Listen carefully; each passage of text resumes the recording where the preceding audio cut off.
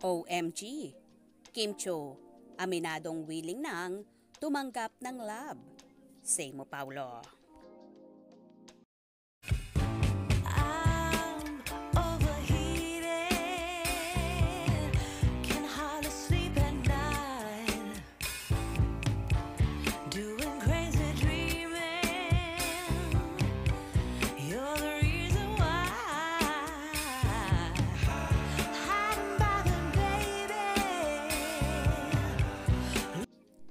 Ngayon ngang Lunes, January 15, 2024, ginanap ang MediaCon ng teleserye version na Linlang, kung saan hindi naka-attend ng live ang mga bida ng naturang serye at mga kapamilya stars na sina Kim Chiu at Paolo Avellino dahil sila ay nagpositibo sa COVID.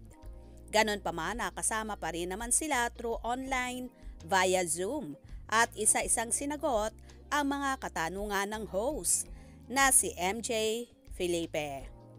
Nasa live naman ang ibang cast at director, writer ng nasabing serye na naganap sa Dolby Theater. May mga katanungan naman na binunot si MJ Felipe kung sino ang unang sasagot at ang una nga niyang nabunot ay walang iba kundi si Kim Chiu. Natanong ni MJ ang actress, "With everything that you've been through in life, would you still try to fall in love again?" Dito nga ay sumagot si Kimi at sinabing, ano daw, na tumawa lang kung saan. Tumawa rin ng malakas si MJ at inulit ang question. Sagot ni Kim, oo naman, di man sa ngayon muna, pero hopefully in next months to come, pero wag muna. At dito nabanggit ni MJ na months lang at paulit-ulit itong itinanong sa dalaga kung saan tumawa ang actress. Sabay sabi, hindi, years. Sa pangalawang tanong ni MJ, bakit ka pa rin naniniwala sa pag-ibig? Sagot ni Kim, kasi ang love naman, marami namang kayang magbigay ng love and willing naman akong tumanggap. Wow! And basta kasali sa buhay yon. So, embrace natin lahat. With everything that you've been through in life, would you still try to fall in love again? Kim Chiu. Walang daya. Bakit ka pa rin naniniwala sa pag-ibig? Kasi ang love naman, marami namang kayang magbigay ng love.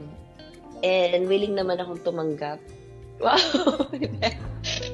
And basta, kasali sa buhay yun. So, i-embrace natin lahat. Wow! Tila nagpaparamdam nga si Kimi na handa na siyang tumanggap ng love. At handa na nga rin bang magpaligaw? Paulo, pagkakataon mo na. Ano pang hinihintay mo?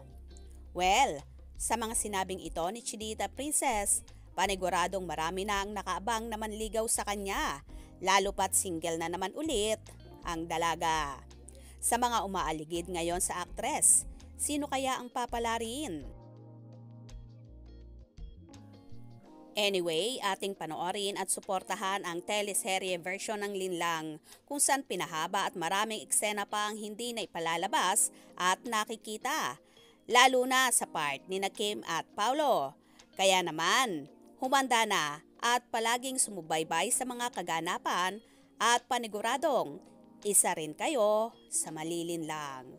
By the way, get well soon kina Kimi at Paolo kung saan nagpositibo nga sila sa COVID kaya hindi naka-attend ng live MediaCon ng Linlang. Kaya naman tumutok at wag na wag pahuhuli sa mga maiinit na kaganapan. Anong inyong magiging reaksyon sa bidyong ito? Comment below.